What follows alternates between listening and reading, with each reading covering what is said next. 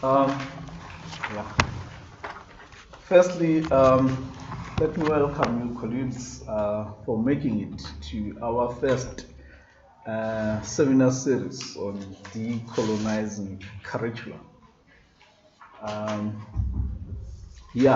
Hopefully by the end of this seminar, we'll at least get to common understanding as to what would decolonization of curriculum mean within the context of a university of technology. I do have some slides, but also the purpose of this talk was to somehow give a contextual background as to what prompted this kind of initiative. Firstly, just to be brief on this contextual background, 2015 in South Africa will always be remembered as the year. It can be remembered as a year of student protests, unprecedented student protests, which engulfed the entire higher education sector in the country. And this is just a reminder. We're all here, we know about this, but I just want to frame this talk around this kind of contextual background. So the students started by raising concerns about some kind of alienating institutional cultures in our universities. In other words, they find themselves in exclusive spaces. Exclusive spaces in terms of the symbols, in terms of what is taught, and also in terms of the people which we find in our universities. That's what started or prompted the student protesters. It started with the Road Must Fall campaign at UCT, where a student directed his energies and whatever to the statue of Cecil John Rhodes. So all this came into being, and later was followed by a summit that was organized by the Ministry of Education to talk about what was by that time framed as transformation of higher education. I think it was in Durban. So some colleagues attended the summit, but within the summit itself, student voices started to raise the question of access, fees, and then the whole Fees Must Fall campaign started following exactly that seminar. And people who attended that seminar, they raised concerns that the main issue or the main agenda, which is transformation of higher education, as they viewed as engaging with the curriculum or the knowledge that is valued in higher education, was kind of backgrounded.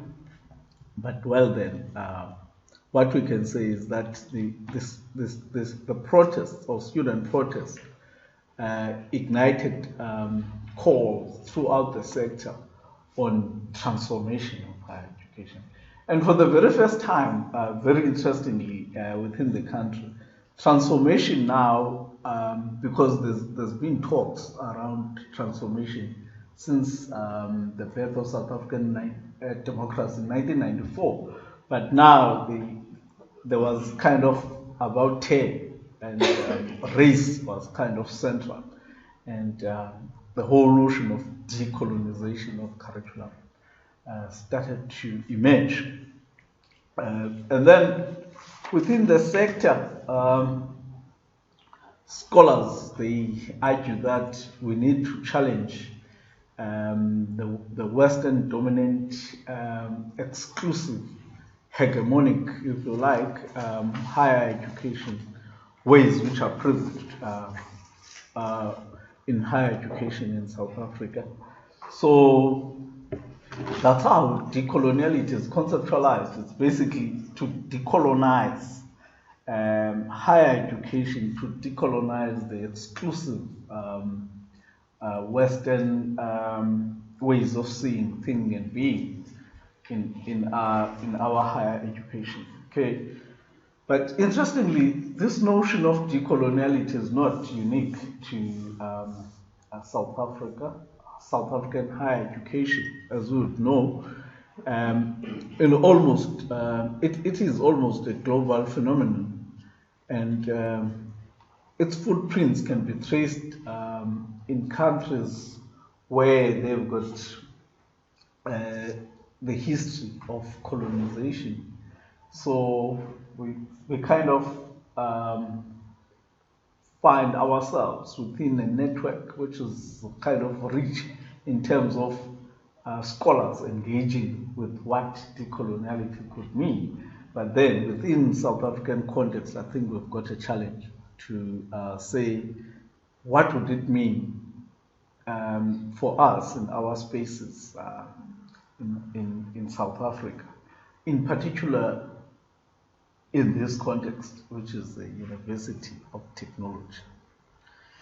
Okay, so the purpose, to be brief, of this talk is to engage with what decolonization could mean within our context as a University of Technology. I mean, these slides, I mean, I've just shown, I'm trying to show some demonstrations of students calling for decolonization of the mind and spaces. How do we do that within our context as a University of Technology? I think these are framing some of the questions that we should be raising. Access but not success. You see here, we see there's some relative success towards access in our post-apartheid South Africa. Students that were marginalized in the previous apartheid era, we see now coming to university. But statistics are showing us that students are failing. They drop out, they take time to complete degrees. And apparently this becomes the central focus in higher education. Our interventions are focused on enhancing student success. But the questions that we are not raising is to what is it that they are successful in doing. In other words, we don't interrogate the knowledge which students have acquired during all these years in higher education. And one can also argue that when the focus shifts from the what is it that they are able to do, to think and be, somehow the whole ontological question is kind of backgrounded. Who are these students? And the question of hegemony and exclusionary academic discourse becomes backgrounded because the focus is only on the outcomes as measured through the success rates. So again, this is a challenge. How do we frame success within a context which is exclusionary, which is hegemonic, a Eurocentric higher education space? So how can we talk about success in this context? Because I would argue that focusing on numbers doesn't help us understand what is it that we're confronted with.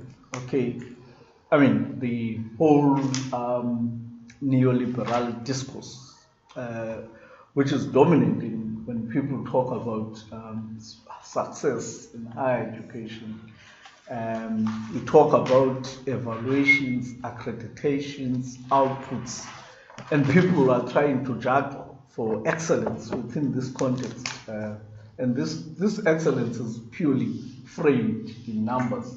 And my argument is that these numbers, the excellence, without engaging with the context, becomes vacuous.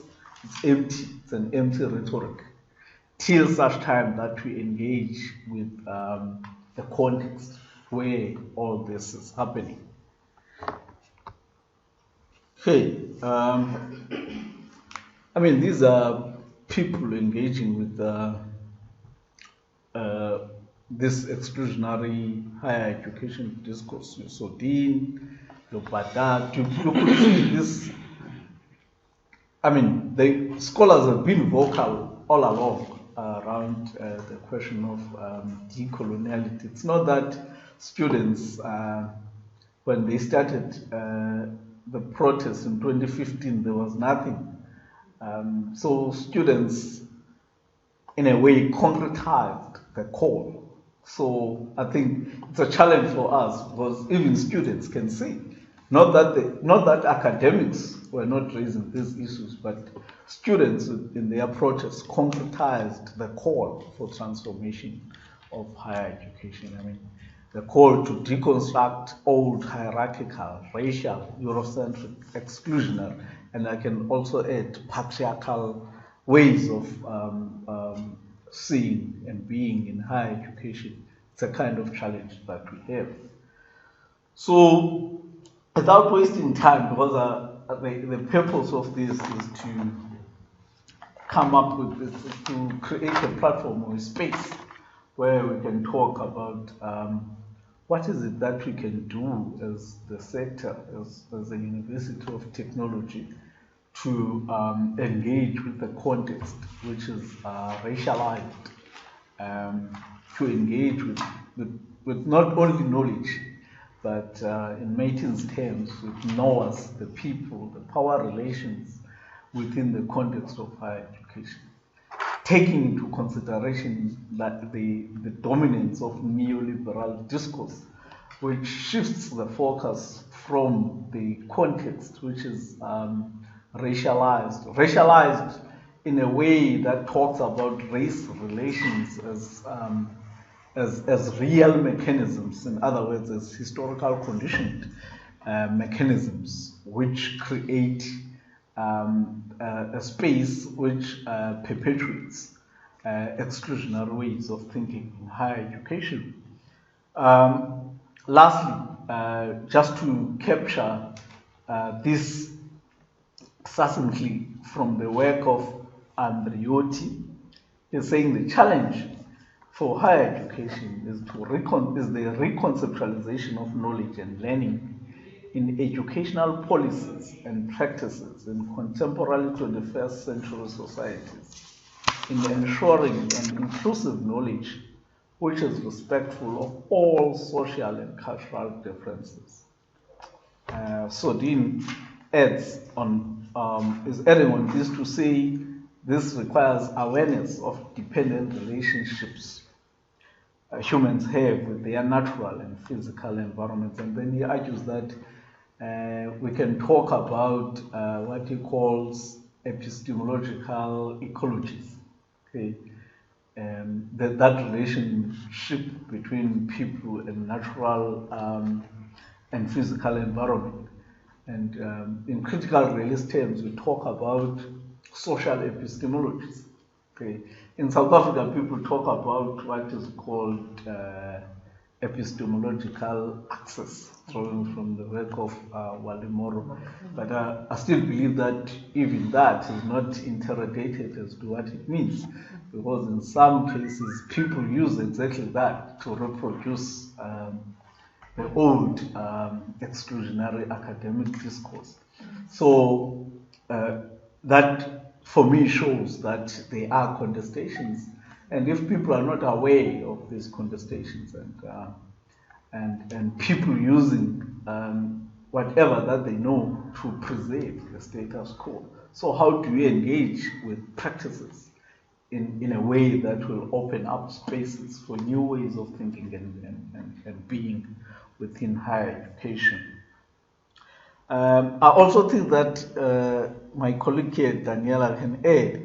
There's been some scholarship which focuses on pedagogic issues in higher education, where people are talking about um, uh, social justice, social just pedagogies. What would that mean, and how is that helping us to engage with this exclusionary, hegemonic, patriarchal higher education space we find ourselves? So, yeah, basically that is all that I wanted to share.